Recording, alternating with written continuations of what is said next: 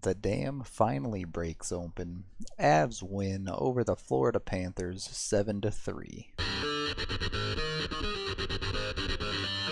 First period started off slow and had a physical feel to it as we saw a good number of checks and Landy get crunched into the boards particularly. Pretty even game through the first 6 or 7 minutes, and then the Avs get the first power play opportunity at the 8-minute mark. The power play was solid, and while it wouldn't manage to score, it did swing the momentum into the Avs' favor, and the next 5 minutes were some of the best hockey the Avs have played in quite a while. A minute after the power play expired, that hard work would come through for the Avs. McKinnon is in a puck battle in the corner, and Landeskog is going to swing in to help, and at the same time you can already see Rantanen getting in position in front of the net. Once Landeskog swings in, he takes the puck to safety and then flips it up the boards to Barberio. Barberio has a clear shooting lane, so he doesn't waste any time to throw it in. Looks like it does manage to get all the way through and off of Reimer's pad, and Mikko, strong in front, holds his position, gets control of the rebound, and just turns an easy put-in for him. A nice goal for Mikko. We need to get more of that out of him at 5-on-5, and when you look where he scored it, right in front of the net, that was something that tonight particularly the Avs did extremely well. It was good to see and something they need to continue doing. Off that goal, the Avs would continue to pressure and eventually do draw another power play for themselves at about 7 minutes left in the period. Again, they don't manage to score, but they do get some good chances. So now you're at an 8-minute stretch where the Avs have completely dominated and Florida has hardly even attempted a shot. With 5 minutes left in the period, the shot clock was 14 for the Avs and just 5 for Florida.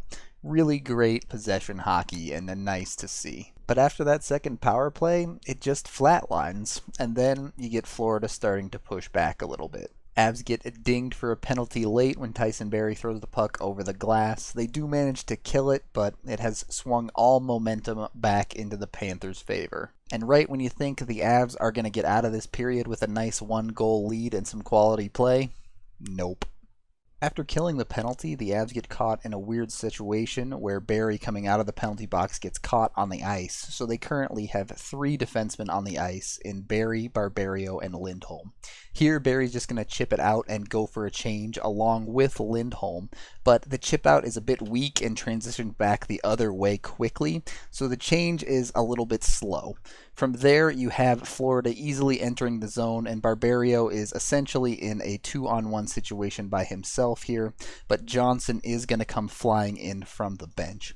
As the play develops, Barberio decides to stick with the man cutting up the middle, hoping Landeskog can get back to cover the puck carrier, but Johnson doesn't hear any communication on this, so he thinks he needs to come in and cover the man up the middle, and what ends up happening is you get both defensemen covering a single guy on this rush.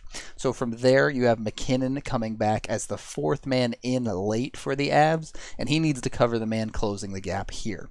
So there is a wide open seam to the far side at this point because both your defensemen are tied up with one man. It's a pretty easy pass across, and Ekblad has all the time in the world to set up and unload a bomb.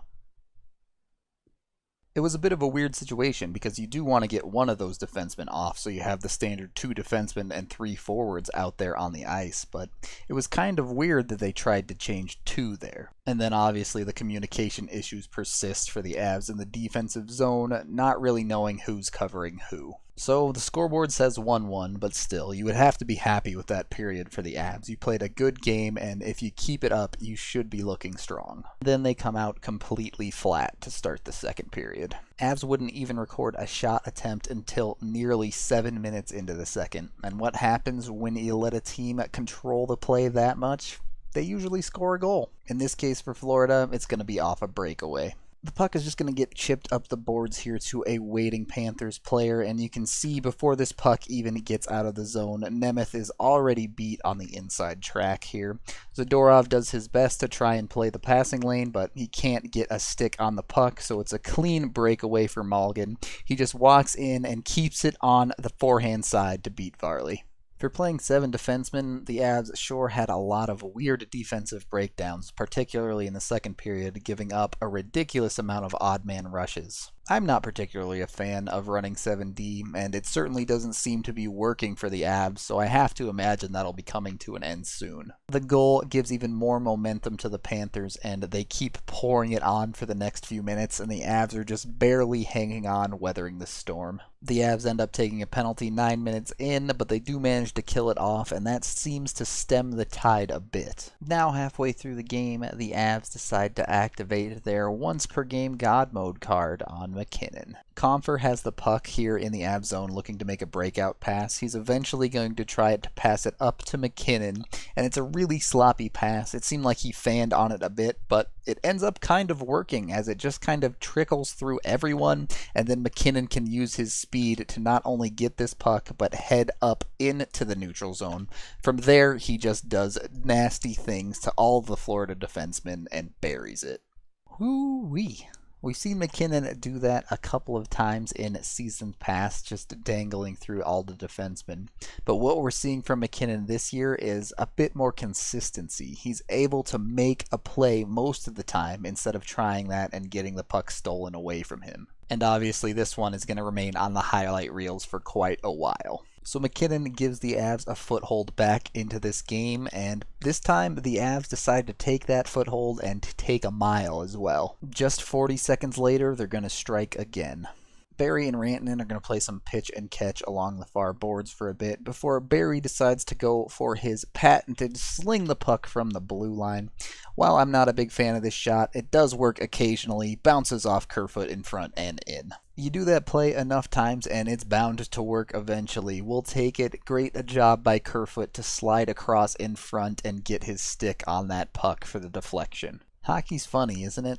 A period where you look like the much better team and you come out the other end 1-1, and a period where you look like the significantly worse team and now you're up 3-2 in the middle of it. The rest of the second was pretty slow going for both teams. Near the end of the period with a little more than 4 minutes left, Barrie would get dinged for a double minor on a high stick, but the Avs would actually shut down both parts of the penalty fairly easily. And they would happily take that 1-goal lead into the second intermission. Florida comes out and tries to pour it on even more in the third period. They're a desperate team at this point, and the Avs mostly just go into their turtle shell for the first part of the third. Quality play by Varley and a good job by the Avs to limit the high danger chances allows them to weather the storm for the most part, and then around the 10-minute mark of the period, they start finding a bit of their own footing again. And then Eric, the 5-hole wizard Johnson, decides to work his magic. After a mess of a play for both teams through the neutral zone, Nieto is eventually going to collect the puck and use his speed to get a zone entry. He then drops it back to Johnson, who just throws it on net. It hits at least one thing in front and finds its way through the 5-hole. You can't explain it. His shots just seem to be magnetized to the 5-hole and then somehow find their way through. I don't even know anymore. Not that I'm complaining. As long as it's working, keep doing it. So now you got a 2-goal lead with 8 minutes to play in the game. You should be able to lock this one up, and that's exactly what they do a couple minutes later with an insurance goal.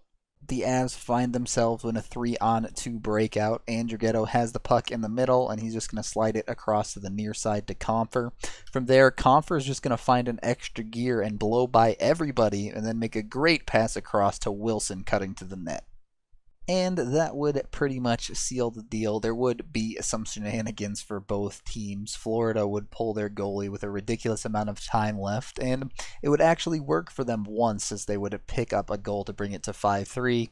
But then, keeping the goalie pulled, the Avs would tack on 2 empty netters, so it ended up with the big 7-3 scoreline. Getting the win was nice. Seeing the offense unload was even nicer. For the Avs, only 4 players would go without a point tonight, and the only forward that would do so was Jost. A big sigh of relief that this team still has a highly potent offense in there somewhere. So you're off the slide, back to 500 and all smiles with the big number 7 up on the board. It's good because the Avs are going to need some offense coming up here, playing some very tough teams on a back-to-back in Pittsburgh and Washington. That is the end of this game video review. Thank you for watching. I'm Rudo3, and I don't know what I'm going to say now.